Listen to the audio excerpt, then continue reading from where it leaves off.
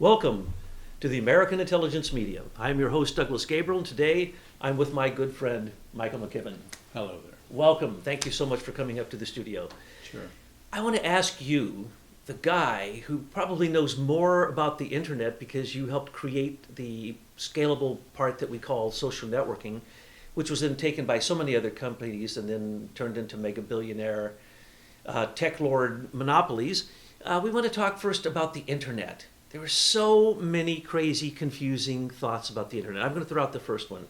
You ask anybody, who owns the internet? They laugh. Oh, no one owns the internet. The internet exists on all of the computers that are connected to it. And that's why it's so powerful and it's so magnificent. And anyone who has a computer that can connect it, that is the internet. That's how silly people are, Michael. I know you as an inventor, especially with the amazing things that you brought us into this new world of social networking by them stealing your copyrights and other things, your trade secrets. But what do you think about this myth that nobody owns the internet and that net neutrality means that everybody has a complete chance to get information pure and free like it was supposed to be created in the internet? It was supposed to free all of us, all this information. Well, those are essentially propaganda impressions.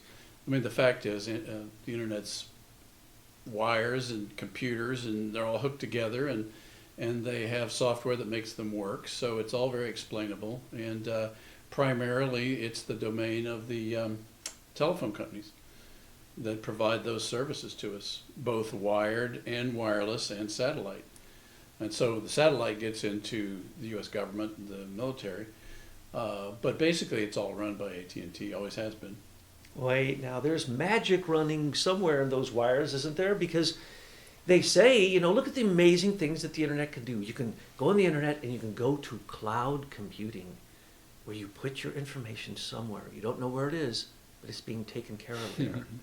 Where is it being taken care of then, Michael? Well, cloud computing really emerged, in the last 5 or 6 years, and it's basically a different way of describing mainframe computers. In the old days, when you had a mainframe computer, you had terminals hooked to it, and they all talked to the mainframe, and then we had client server, which made smaller networks that then hooked to the bigger networks. And then this idea of cloud computing is essentially a marketing, branding description for how we, with an individual PC, connect to a larger computer.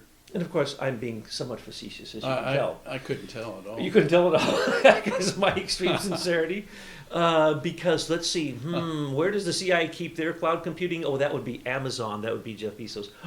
Yeah, where does the NSA sometimes borrow to keep their cloud computing and some of theirs before the Utah Center went in? Oh, that's right, Facebook. Where is it? So you notice that it's not in the clouds. It's being held by the military. Your information is being held by the military. They don't only surveil you, they own it. And not long ago, you just did an expose on what was it, Verizon and Sprint, showing that they have a 345-page end user agreement that says they own your voicemail forever. They own everything you ever do. If you go onto their system, they own it all. And we thought, okay, the NSA, that's a myth that they would, in fact, surveil everyone in America on your phone and on your computer. And so you think, I'll just go on with my business. No, it's much worse than that. These corporations own you. They're trying to market you. They're using subliminal control through these devices to market you to buy their products. Well, in the last 20 years, what we've seen is an incremental give up of our rights, and so it was all a little bit at a time, and in the next phase we accepted that, and then they did a little bit more, we accepted that, and then they started including these end user license agreements, which are essentially licensed to steal everything we've got, and nobody complained, and nobody held them accountable, and nobody sued them from the Department of Justice. And so now we've gotten to the point where they just openly issue these 1,000-page user license agreements that essentially say, in the first paragraph, everything you own is yours. Second paragraph says, when you use our system, you give it all to us. Like Samsung and Sony, you pointed out, the little cameras on those TV, they are recording it all the time and keeping it. So if you're walking around in your skivvies, you better be careful because I they mean, have all their that. license and they own actually it. says that as soon as you turn your TV on, we get to use all the data that comes from your TV. That was my very point. That's when you agreed to it, folks, when you turned on the device. Right. So don't think you're getting away from anything. So if you don't believe in Vault 7 or William Binney or the Snowden whistleblowers and all these things that And have come those were forth. 1,000-page agreements. If you start clicking through the levels of their web agreements, you get into the thousands of pages of legalese that you agree to. And essentially you're giving up your constitutional rights to privacy and property, both. And you would think you'd be protected by the United States government from this, but you aren't because of the National Defense Authorization Act and the Board of Broadcasting Governors, and now what we call the Ministry of Truth or the Global Engagement Center. They use Facebook to be able to go and do inquiries on anyone they want.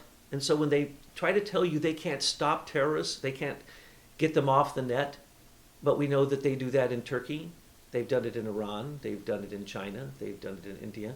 They've done it everywhere but America because Americans want to say there's net neutrality and that the ICANN numbers have gone to somewhere in the United Nations. I don't know who is in control of that. Used to be America. Well, all of those explanations are nonsensical. It's as easily as flipping the switch on your light in this room. They can turn it off if they want to. They don't want to, obviously. And that's the myth that Russia is going to now have their own internet that is completely separate, as you explained to me before we got on air, was that that just means they're going to control their domains so we can't basically abuse them, Right. which would be a very smart thing to do because, as you pointed out, let's go back to the beginning, and I'll stop being facetious in some of my remarks because this is a very dead serious topic. The internet was created and used, was created by the military in different universities doing studies for the military. So it was called ARPANET. And it was a project from DARPA, which you've heard us refer to again and again. It was run on AT&T's lines. Mm-hmm. Half or more of all of AT&T's lines were paid for by U.S. taxpayers. Who owns the internet? You paid for it. Right. It was a military project. Exactly. And then tell them about Cisco and the routers. Well, I mean, Cisco was essentially a government operation to build the switching connections for all of the network connections that enabled all the packets of information that flow through the internet to be routed from one location to another. And essentially the government didn't want competing systems out there, so they basically drove the other providers out of business so that Cisco was the only one left. When I was in the NSA, I was very curious about the building that was right next to the Pentagon. That was the Cisco building. Oh, yeah? So everything going in and out of the Pentagon and every piece of information coming in through the United Press International, Reuters, or the AP all got scrubbed in their Cisco centers. Because why? As they said a few years ago, I forget how many years ago, I think it was in 2005 perhaps, they were putting out commercials that said, virtually every single internet communication goes across Cisco routers. And then right after that, there was a battle between the CIA and the NSA, and Obama let Cisco lose hundreds of billions of dollars because they did a sting, which was a false sting showing that they were putting backdoors into all the Cisco routers that were leaving the country. Complete nonsense. They had put backdoors in every router in this country, out of this country, always. That's what Cisco was built for. It's another fake dummy company, very much like Facebook or Twitter or some of these other ones, which are all built from the inside out from In-Q-Tel, Highlands Forum, DARPA, so on and so forth. Well, there's not only backdoors in the routers, there's backdoors in the computers that the router's hooked to, on the hardware, on the software. There's a backdoor key in anything that's exported. And we did that on purpose. Why did we do that? You can tell them the story, which when you told me the story, and I read it upon the Americans for Innovation timeline, I was completely blown away. I still to this day reel back in shock at the magnitude of the impunity of the tech cartel. In 1993, when they were dealing with, okay, how do we keep these things secure? And they said, okay, IBM wants to send computers to our enemies in foreign countries. What did they say? Well, how are you going to put in a back door? And so the tech cartel got together. Why don't you tell us about that? Well, this information came out of a Hillary email that Judicial Watch chipped out of the State Department. And it disclosed a meeting that occurred in about June of 1993, where the Carnegie Institute for World Peace sponsored a program, which I now know was sponsored by my patent attorney, James Chandler, and it was specifically for giving the FBI a backdoor key to all software, hardware, and firmware that was going to be used to run the internet. And this was a 3-page list of who's who in America in technology, in media, in banking, in education, in intelligence, in law enforcement, you name it. They were all at this meeting, including NPR, CBS, NBC, New York Times, you name it. They were all there, and it was being sponsored by the Clinton administration, obviously. And guess who their first speaker was? John Podesta. You're right. I was going to say, when you told me he was in that group, I almost passed out. I had no idea his power and control was that deep, and really, I would say that evil. Because let's name some of them. One of my favorite people, completely the most earnest and upright lawyer in Washington, D.C., Robert Mueller. Oh, no, that's wrong. The guy who covered up 9/11. He was a U.S. attorney then. And then, he was there. Comey was around. James Comey, the upright Rosenstein. man. Oh, Rod Rosenstein, what a surprise. This criminal cartel has these wonderful people in it? How about Stephen Crocker? Yes, Stephen Crocker was in the meeting. Tell what he did. He's an interesting character. Crocker, I knew nothing about him. During about Obama's administration, Crocker ran ICANN, which was the internet naming business that all of our domains use to register a domain name with a domain number so that your traffic can be routed through the internet. He was the guy who handed over the ICANN to the UN right before Obama left office. Hillary Clinton? You think she was in the background in this meeting in 1993 when basically the determination of counterintelligence in relationship to security, in relationship to computers, and what was to then become the worldwide internet? Do you think she was there, Hillary? She wasn't on the list, but she could have been. Patent attorney. She was certainly in the loop. Our patent attorney, who was your advisor. But she's a patent attorney. You kind of you know what? I didn't know that. I can't help but think that Hillary would be there. Bill's there. Okay, well, see, here's what happened after if Bill's that meeting. there, Hillary's got to be there because after that meeting, they had behind this every meeting, evil man is an eviler woman. And they kind of decided they wanted to do this, but they couldn't get Congress to go along with it. So Congress never agreed to this. So what did they do? They decided deal. They decided to create an export law which would require the backdoor key in all software, hardware, and firmware if it was being made for export. So think about it. Everything in America was being made for export. So in fact, they got what they wanted without any regulation at all. We have transnational companies all throughout America. We have Russians, we have Chinese, we have everyone working here. So anyone really who's on the internet is international. Right. In fact, some signals are broken up and sent to foreign countries before they go down the street to get recombined again in the message. So you can basically say that anyone on the internet is going across state lines and national lines. So here we have FBI. Why the FBI, not the CIA? In this case, because it was counterintelligence at that point. At that point, counterintelligence was ran through an office of the FBI. Now it's ran through, after 9/11, it's run through the Counterterrorism Center. So what you have here is counterintelligence. In other words, nothing but lies, nothing but espionage, nothing but cheating, nothing but going against all treaties, the Geneva Convention, everything else, the U.S. Constitution, the U.S. Bill of Rights, and this same cartel of people involved in the Clinton Foundation scam, one after the next, the Uranium One scam. You know, you can go online right now to the National Institute of Standards and Technology and see the list of companies who have embedded the backdoor keys in all their products. And Cisco's got several hundred listings. If I'm not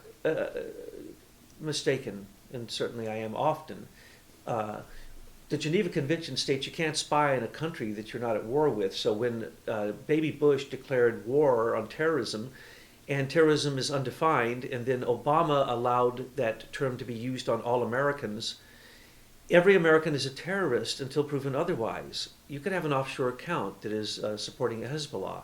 They don't know until they check.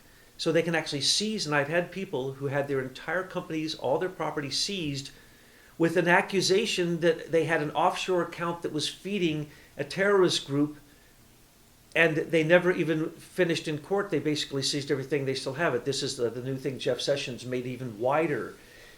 They can accuse you of being a terrorist because you know somebody whose name is Muhammad, and they can take everything you own because of the U.S. Patriot Act. Who enforced that?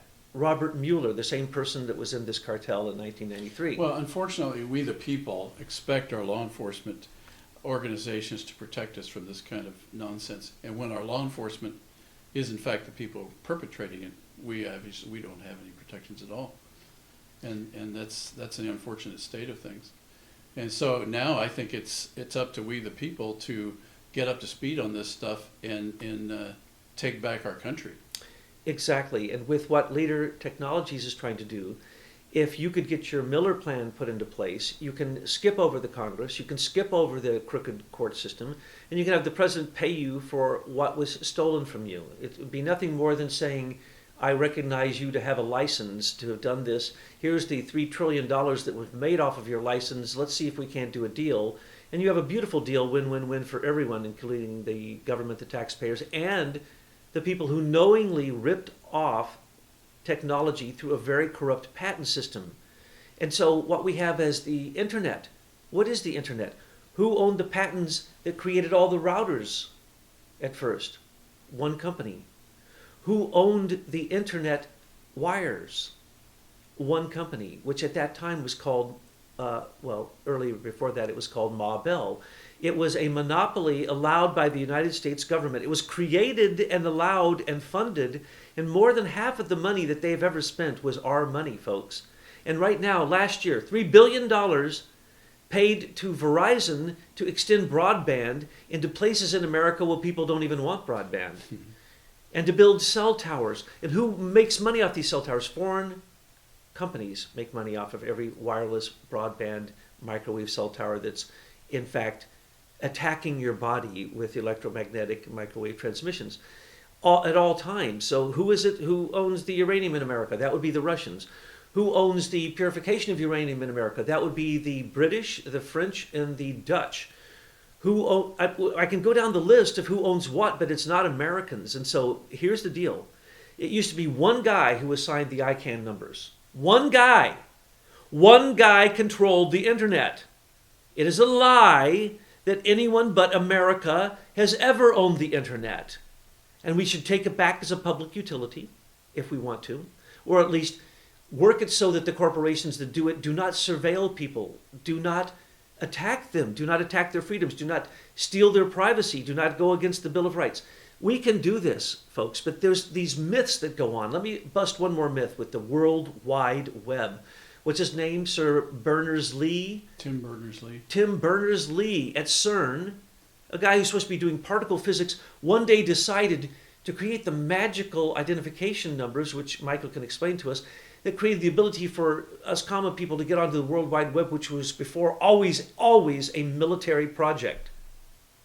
But when they wanted to make it weaponized against people so that the NSA, the CIA could do psyops, they had to come up with some brilliant genius who in CERN, and I'm sorry to have to tell you that $5 trillion toy that they built there isn't even there. No one can show you pictures of the large collider. They can only show you pictures of the small collider. It is a scam. It is the collection center for the CIA, the rogue CIA, in Europe, where they work with the bankers.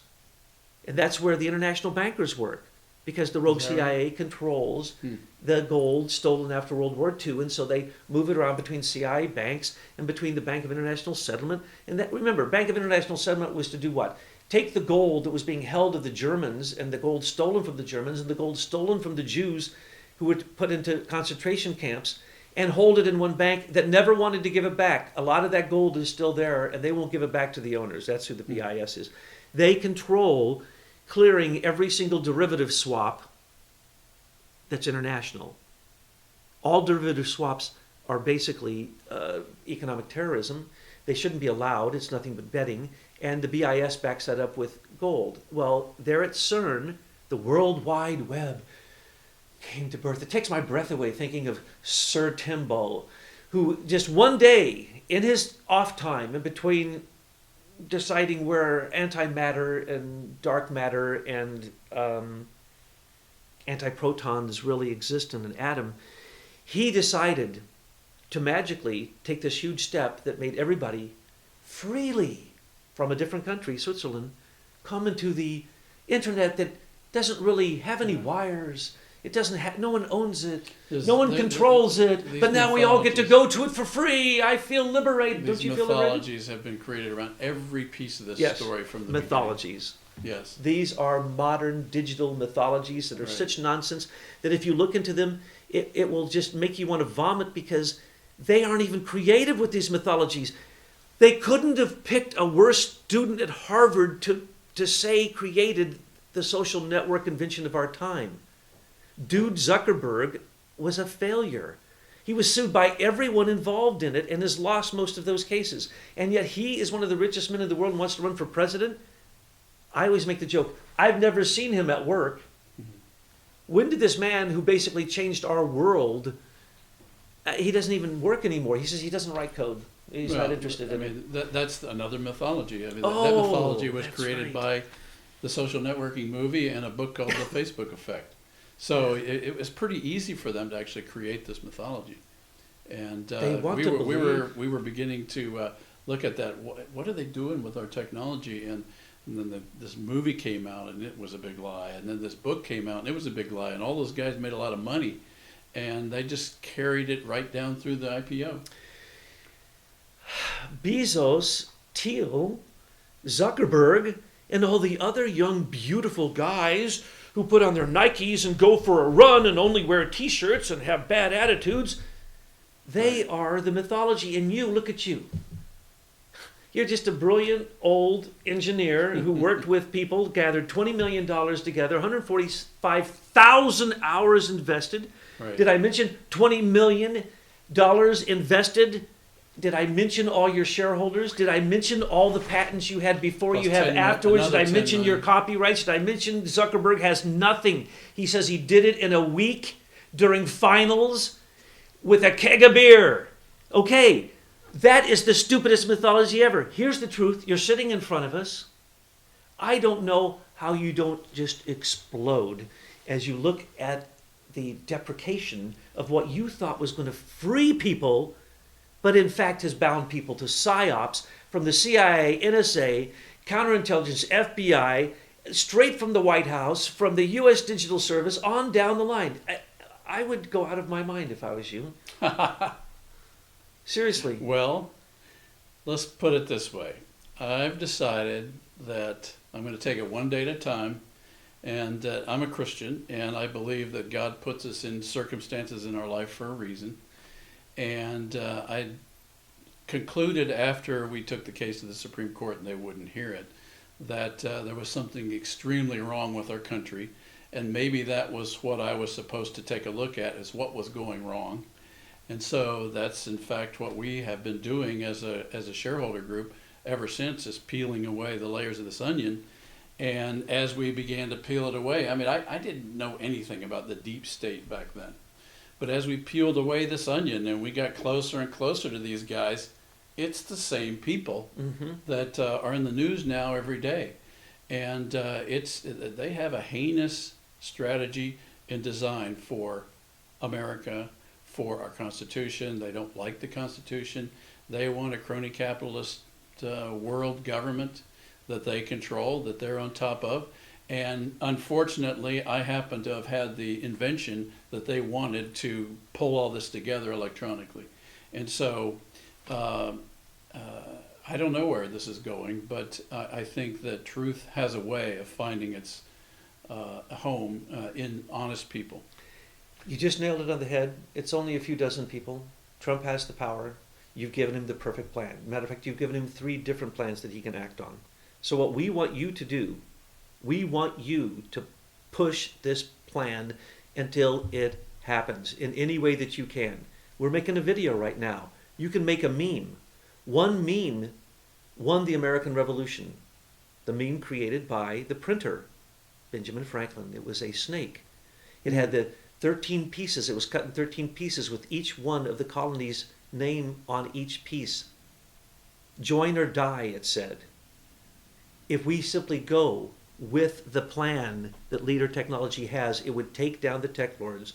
It would take down the false stock market. It would take down globalization. It would take down the centralization of all of these monopolies that wish to do one thing: globalize the world, put it in the hands of those same few dozen people. They're getting close. Tell you what, we'll take getting our shareholders paid. The other stuff, I'll let you handle. I'm going after the big fish. What we want is you are the thing that can break the mold. It's the same people. If they go down for what they did for you, it is a domino I can effect. see that. So thank you for your long suffering, and thank you for your shareholders who are going to keep pushing this until it happens, because I believe it's going to happen. Thank you. Thank you, Michael.